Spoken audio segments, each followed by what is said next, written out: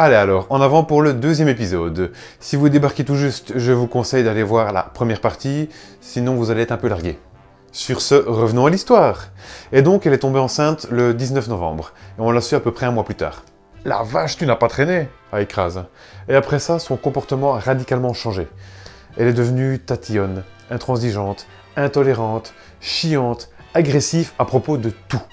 Ce qui parfois la rendait même colérique, haineuse, à la limite de la violence. Ce qui me laissait perplexe pour quelqu'un qui prétend toujours être dans l'amour. Mais bon, je me suis dit, bah, ce sont les hormones.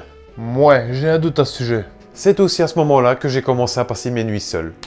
Elle préférait dormir avec son fils, me disait-elle. Ah ouais, tiens, on n'a pas encore parlé de son fils et de sa façon de l'éduquer. Ah ben, on n'en parlait pas justement parce que j'essayais d'éviter ce sujet vraiment poisseux. Du coup, merci de me mettre le nez en plein dedans comme ça. De rien, ma poule. Franchement, j'ai rarement vu un gosse autant à plaindre que celui-là. D'ailleurs, ça me fait mal rien que d'y repenser. À ce point? Vas-y, explique. Pour commencer, son père. D'après elle, le mec se contente de payer la pension alimentaire et de répondre aux mails qu'elle lui envoie. Sinon, il ne cherche jamais à prendre des nouvelles du petit. Et c'est vrai? Aucune idée, je n'ai eu que sa version à elle. Tout ce que je sais, c'est que quand elle le contactait pour lui demander du pognon par mail, il répondait toujours rapidement et favorablement. Par contre, lui devait poireauter à peu près 2 mois pour avoir une réponse à ses mails. Bref, c'est un peu comme s'il n'avait pas de père en fait. Je vois le genre. Ensuite, sa mère. De très petits revenus, le RSA, et de très grosses charges à assumer, comme la bouffe et la litière pour 17 chats, le kleps, plus toutes les stérilisations qui ont coûté la peau du cul. Ce qui ne laissait pas grand chose pour le gosse. Du coup, il est toujours habillé comme un Mandai, avec toujours le même vieux pull rayé rouge et blanc, et les mêmes vieilles bottes en caoutchouc, parce qu'elle n'a rien d'autre à lui mettre. Moi aussi, je sais ce que c'est que d'être dans la dèche. J'en ai fait l'expérience quelques fois. Mais dans ces cas-là, je me bouge le cul pour régler la situation, et encore plus si j'avais un gosse à charge.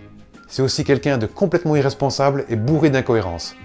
Quand elle zappe des convocations avec son conseiller Pôle emploi ou son assistante sociale, et qu'après, elle s'étonne qu'on la sanctionne et qu'on diminue son RSA à 249 €, ça me fait halluciner. Et quand elle a oublié de remettre sa déclaration d'impôt, et qu'après elle l'a postée sur Facebook en faisant genre « Vous avez vu comment que je suis une rebelle ?»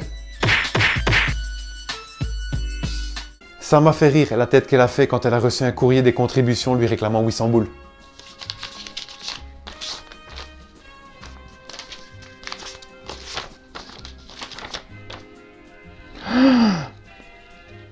Ah ouais, elle a l'air puissante, dis donc. Ou alors il y a ça aussi qui m'a bien fait rire. Chez moi, je ne mets jamais de vêtements à mon fils, il est toujours à poil. C'est meilleur pour sa santé. Suffit juste de mettre un peu plus de chauffage, quoi. Et à la fin de l'année, quand la petite régularisation EDF-NJ tombe,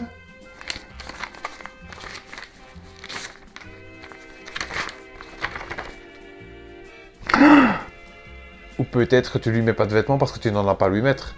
Super écolo en tout cas. Là c'est clair, on a affaire à une championne du monde. Bon, ça c'était le côté irresponsable. Et les incohérences? Oufti, la liste est tellement longue, j'ai pas envie de faire une série de 300 épisodes. Oh, résume, fais-nous un best-of. Ok, mais on va se concentrer sur des exemples qui concernent le gosse alors. Comme ça on continue de coller au truc. Oh, comme tu veux, moi je m'en fous, c'est toi qui raconte. Hein. Le sujet le plus difficile à aborder avec elle, c'était les enfants et leur éducation. Surtout quand il était question du sien. En gros, c'était un enfant roi. Je n'avais pas le droit de lui dire ou de dire de lui autre chose que des éloges. Par exemple, j'avais le droit de dire « ton fils est intelligent ». Mais je n'avais pas le droit de dire « ton fils vient de mettre un coup de pied dans la tronche du chien pendant que tu avais le dos tourné et ça a eu l'air de le faire marrer ». Si moi je disais ça, je me faisais traiter de menteur et je me tapais 2 heures de scène de ménage. Du coup, je pouvais rien faire pour la pauvre bête qui morflait régulièrement. Ouh, Vegan Power! Ça n'a pas dû beaucoup t'aider dans ta relation avec le gosse. T'imagines? Même pas. Elle passait son temps à surveiller le moindre échange que j'avais avec lui. Elle estimait que je parlais mal le français en fait. À juste titre puisque je parle belge. Et elle passait son temps à me reprendre et à me corriger, histoire de continuellement me rabaisser devant son fils qui n'a pas tardé à faire pareil. Putain, quoi, super l'ambiance. Ouais, elle me faisait chier avec le ton de ma voix aussi. Elle voulait que je me mette en mode bisounours pour parler à son fils. Et quand je le faisais pas, elle me chiait une pendule. Désolé, mais il n'y a qu'une seule personne sur Terre à qui je parle comme ça, Mimi Scrunch. Mais elle est conne ou quoi? Mais à côté de ça, elle répétait qu'il faut toujours rester soi-même et toujours dire ce qu'on pense. À part qu'en pratique, le plus simple était toujours de fermer ma gueule. Super cohérent, en effet. Ensuite, il y avait cette histoire de cododo. Comme j'ai expliqué plus tôt, les derniers mois, j'ai dormi seul toutes les nuits. D'ailleurs, je me souviens l'avoir vécu comme une punition. Et pour justifier ça, elle m'a envoyé le lien d'un article sur le cododo avec son argumentation de merde. Elle a pour habitude d'interpréter ses sources comme ça l'arrange en fait. Cododo? C'est quoi ce truc? Ça se fume? C'est du shit? Quoi? Enfin soit, passons. Le cododo, c'est simple. Quand des parents viennent d'avoir un enfant, plutôt que de les taper dans un berceau dans une autre pièce la nuit, l'enfant dort avec les parents dans leur lit. Ah, je connaissais pas. Et ça apporte quoi, mis à part des nuits de merde pour les parents? Quand tu deviens parent, de toute façon, les premiers mois, tu passes des nuits de merde, puisque tu dois te lever toutes les heures. Du coup, autant avoir le petit à côté de soi, plutôt que de crapahuter dans une autre pièce. Comme ça, en cas de problème, tu peux intervenir beaucoup plus rapidement, ce qui diminue fortement les risques de mort subite du nourrisson. J'avoue, c'est pas con. Et il y a un autre point qui n'est pas négligeable. Si tu apprends à dormir avec quelqu'un d'autre quand tu es tout petit, tu n'as plus à le faire une fois arrivé à l'âge adulte. Vous, je sais pas. Mais moi, j'ai eu beaucoup de mal à apprendre à dormir avec une autre personne quand j'ai commencé à avoir des relations. J'avais pas pensé à ça. Mais bon, je suppose qu'au bout d'un moment, le gosse doit prendre son indépendance. Il doit avoir son espace, sa chambre, son lit à lui. Sur ce point, je rejoins ce que dit l'article. Indispensable jusque 6 mois, préférable de 12 à 24 mois, acceptable jusque 3-4 ans, mais au-delà de ça, je pense que les parents ont largement mérité de pouvoir retrouver leur intimité de couple. Vous trouvez pas? Et je ne pense pas que ce soit bon pour le développement de l'enfant au-delà. Mais rappelle-moi l'âge de son fils. Il a eu 6 ans en février. Ah ouais, et il dort encore avec sa mère. Comment ça se fait? Pour être franc, sur ce point, je la trouvais franchement malsaine. L'article qu'elle m'a elle-même donné parle de sevrage en douceur et explique clairement que la situation doit convenir à tout le monde. Mais comme elle a l'habitude de tout interpréter pour que ça aille dans son sens, elle a zappé ces parties-là. Selon elle, c'est l'enfant qui décide lui-même quand est-ce qu'il doit partir du lit conjugal. Et si jamais il est encore là à 18 ans, c'est normal, c'est la nature.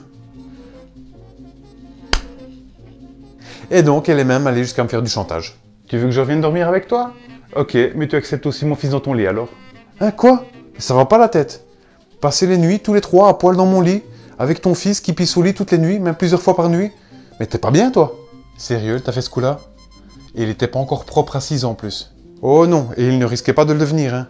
Elle me disait pratiquer un truc qui s'appelle l'hygiène infantile naturelle. En gros, ça consiste à ne pas mettre de couche, à observer l'enfant, à repérer les signes avant-coureurs d'une envie pressante, et à ce moment-là, à l'emmener aux toilettes. Ah ouais, donc si tu te loupes, le gosse se chie dessus et bon amusement, quoi. Ouais, et d'ailleurs, c'est arrivé quelques fois. Oh my god! Et la nuit, comment ça se passait? Toutes les 2 ou 3 heures, elle se levait. Elle le prenait sans qu'il se réveille, elle allait le taper sur les jocks. Une fois assis, elle lui disait d'ouvrir les vannes, ce qu'il faisait inconsciemment. Une fois vidé, elle le prenait, le remettait dans son lit. En général, il se rendait compte de rien. Et les fois où elle ratait son coup, elle se faisait pisser dessus, je présume. C'est pour ça qu'elle te disait qu'elle aimait autant dormir avec son fils. En fait, elle aimait bien les trucs genre scato, douche dorée et tout ça, quoi. Oh putain, t'es en forme toi aujourd'hui. Du coup, le gosse n'a même pas à faire d'efforts pour devenir propre, vu que quelqu'un d'autre le fait à sa place. C'est vraiment de la cisterna puissance 10. C'est aussi ce que je pense. Bon, maintenant, je ne dis pas que l'hygiène infantile naturelle, ça ne fonctionne pas. Mais une fois de plus, c'est encore elle qui a interprété ses lectures à sa manière. Ouais, mais ce truc, c'est faisable uniquement si tu restes H24, 7 jours sur 7 avec le gosse. Et tu ne peux le faire garder que par des gens qui le pratiquent aussi. Ça doit pas courir les rues, hein. En effet, ça fait partie des inconvénients. Tiens, ça me fait penser, puisqu'on parle d'assistana, autant que je vide mon sac sur le sujet. Dans son système d'éducation, elle avait pour principe de ne jamais imposer aucune contrainte à son fils. Ça allait même plus loin que ça. Dès que le gamin rencontrait la moindre difficulté, en général il essayait une fois, et encore, et s'il ne réussissait pas du premier coup, alors il demandait à sa mère qui le faisait à sa place. Oufti, j'ose même pas imaginer le résultat final d'une telle éducation. Et moi j'ose même pas imaginer à quel point il va être malheureux pendant toute sa vie. Allez, petite anecdote, vite fait. Une fois, pour leur faire plaisir et histoire de les sortir un peu, je me suis dit, je vais les embarquer à la gym, un soir où il n'y a pas grand monde. Comme ça, ils verront comment ça se passe dans le club, ce que je fais. En plus, le gosse pourra s'amuser dans les mousses, les trampolines, ce sera fun quoi. Ah, et qu'est-ce que ça a donné? Ah ben ça a donné ça, sur le chemin du retour. Ce qui est sûr, c'est que je ne laisserai jamais personne parler comme ça à mon fils. Pourquoi? Il s'est passé quoi? Oh, rien du tout. Enfin, pas plus que d'habitude, quoi. C'est juste la façon de parler des entraîneurs qui ne lui a pas plu, plus le fait qu'on oblige les enfants à faire des pompes et des abdos afin qu'ils se renforcent, à affronter leurs peurs, à faire des efforts, etc. Avec elle, t'as 2 solutions. Soit tu te transformes en bisounours et tu parles à son fils comme si c'était un prince. Et t'as intérêt d'être bon cierge de pompe, hein. soit tu lui parles pas du tout. Donc, ce gosse n'ira jamais dans un club de sport, un camp de vacances ou à l'école. Oh misère, qu'est-ce que t'as dû en baver. Oh mon vieux, si tu savais. Et en effet, elle refuse de le scolariser. Enfin, soit. Comme je disais, il n'y a pas que le langage qui lui posait problème. Le fait même de faire des efforts, elle était contre. D'ailleurs, le seul effort que j'ai jamais vu faire, c'est de rien branler du matin au soir devant son PC, pour que vous visualisiez un petit peu mieux le truc. Ce qui est étrange pour quelqu'un qui te casse les couilles à longueur de journée parce que tu fais des trucs qui sont non physiologiques. Glander ses journées devant un écran, c'est physio. Ne jamais faire d'activité physique, c'est physio. S'envoyer 30 boîtes de cette saloperie de faux gras pour vegan qui savent pas se passer de pâté, c'est physio. Donc oui, je pense que faire des efforts, c'est physiologique. L'homme n'est pas fait pour être un éternel assisté. Tu me crois pas? Alors retourne à poil dans la nature et on verra si tu vas pas en baver pour survivre. Et si on reparlait de cette histoire de scolarité? Donc elle refuse de mettre le gosse à l'école du coup. En effet, pour plusieurs raisons. Pour commencer, alimentaire. Si tu mets un enfant à l'école, il va être presque impossible de l'empêcher de manger du sucre, des gluten et d'autres saloperies. Je confirme, ça va être chaud de l'empêcher. Ensuite, quelqu'un risque de mal parler un jour au petit prince. En effet, ça arrivera tôt ou tard. Mais concernant ce point, c'était quoi ces arguments? Un article intitulé « Pourquoi et comment éviter les non, stop, fais pas » 22 phrases constructives et bienveillantes. En bref, ça raconte qu'il faut éviter de parler à ses enfants comme à des chiens. Viens ici, finis tes devoirs, finis ton assiette, lave-toi les dents, va chercher ça, tais-toi, etc. Ça fait un peu clébard comme injonction. Hein. Une fois de plus, je suis plutôt d'accord avec ce qui est dit dans cet article. Il y a juste que mon interprétation est un peu différente de la sienne. D'après elle, on est censé se comporter comme des bisounours en toutes circonstances. On n'a jamais le droit de faire preuve d'un peu de fermeté, et il n'y a aucune exception. Mais c'est complètement con, certes. D'ailleurs, ça me rappelle encore une autre anecdote, tiens. Une fois, il jouait avec un bâton, style tige en bambou, tuteur à tomate quoi. Et il commence à l'agiter dans tous les sens, et le truc passe à ça de mon œil.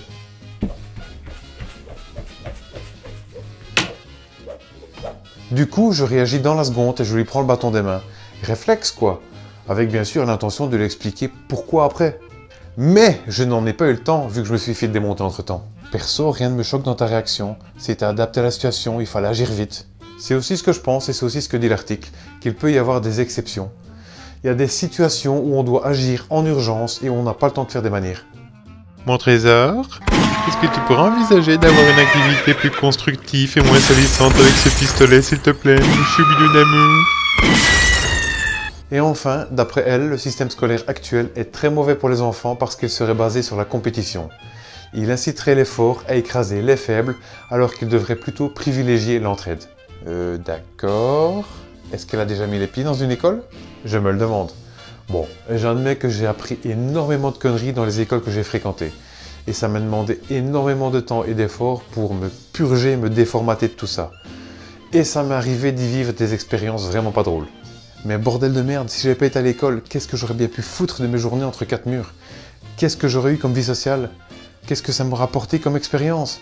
Et qu'est-ce que ça m'aurait laissé comme souvenir? Je crois que la réponse à toutes ces questions est la même. Que dalle! Tu vois, d'un côté, je la comprends. Être dans un système où il y a des gagnants et des perdants, c'est naze. Surtout quand tu es du côté des perdants depuis toujours et que tu as l'impression de ne rien pouvoir y changer. Mais d'un autre côté, j'ai trouvé que c'était excessif de sa part de me chier une pendule le jour où son fils a sorti mon jeu d'échecs et m'a demandé de lui apprendre à y jouer. Attends, tu veux dire qu'il n'avait pas le droit de jouer à des jeux ou à des jouets dans lesquels il y avait un gagnant et un perdant? Non, il n'a pas que ce genre de choses. D'ailleurs, il n'a presque rien comme jouet. Tout ce qu'il a, ce sont des vieux brols cassés ou incomplets que des gens leur ont donnés ou que sa mère a trouvé dans les poubelles. Je précise que je n'ai rien contre ceux qui font de la récup. Bien au contraire, je trouve ça même très bien d'offrir une deuxième vie à des objets qui ont été jetés. Il y a juste que si mon enfant rêvait d'une voiture téléguidée pendant des mois et des mois, j'éviterais de lui offrir une vieille merde en bois. Je suis pas une enflure quand même. C'est un peu comme ceux qui offrent un pull à un gosse pour Noël ou anniversaire. Faut vraiment être con pour faire un truc pareil. Tu m'étonnes, John. D'ailleurs, je crois bien que mes envies de meurtre juste avant Fallout venaient de ce traumatisme-là. Pourquoi on va voir offert tous ces pulls et ces t-shirts à mes anniversaires, mes Noëls, mes Saint-Nicolas, mes Pâques? Pourquoi? J'ai rien fait pour mériter ça! Tout va bien, cousin? Ouais, tout baigne. On en était où déjà? Ah, cette histoire de compétition, de gagnants et de perdants. Selon toi, c'est quoi le rôle d'un parent? D'aimer ses enfants? Non. De veiller sur eux, de veiller à ce qu'ils ne manquent de rien et soient en bonne santé. Mais non. Putain, quoi, jette l'éponge, vas-y, crache le morceau. De les rendre indépendants, tout simplement. De les préparer afin qu'ils soient aptes à survivre et à prospérer par eux-mêmes dans le milieu dans lequel ils évoluent. Et c'est la même chose pour tous les autres mammifères de cette planète. En effet, maintenant que tu le dis, ça semble évident. Donc imaginez-vous à la place de ce gosse. Toute votre vie, vous n'avez jamais été confronté à l'effort ou à la contrainte. Vous n'avez jamais fait l'expérience de la compétition.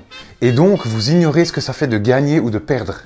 Et un jour, vous arrivez à l'âge adulte, et on vous lâche dans un monde de compétition et de hiérarchie, avec des gagnants et des perdants, des riches et des pauvres, et où il faut se battre avec acharnement pour survivre et prospérer. Et là, vous vous rendez compte que vous êtes complètement paumé, et que vous êtes confronté à des gens qui, eux, sont parfaitement habitués et adaptés à tout ça. Et c'est là que vous faites éclater en beauté. Et c'est là que tu prends la plus grosse tarte dans la gueule que tu as jamais pris de toute ta vie. Si j'avais un enfant, je lui donnerais le goût de l'effort et de la difficulté. Je lui apprendrais à se dépasser et à évoluer encore et toujours. Je lui apprendrais à se battre et à gagner. Mais à rester humble et à toujours respecter ses adversaires et à ne jamais les écraser. Je lui apprendrai à savoir perdre avec le sourire, parce que chaque défaite nous enrichit et nous fait grandir. Bref, je lui apprendrai à la fois à être indépendant, mais aussi à vivre consciemment, afin d'œuvrer pour un avenir meilleur. Je trouve que ça ne manque pas de bon sens. Si on veut vraiment changer les choses, c'est d'une armée de guerriers de lumière dont on a besoin, et non de bisounours assistés. Tu m'étonnes, John. Sur ces belles paroles, fin de l'épisode. Quoi déjà? Mais j'ai encore des questions. Ben tu les gardes pour la prochaine fois.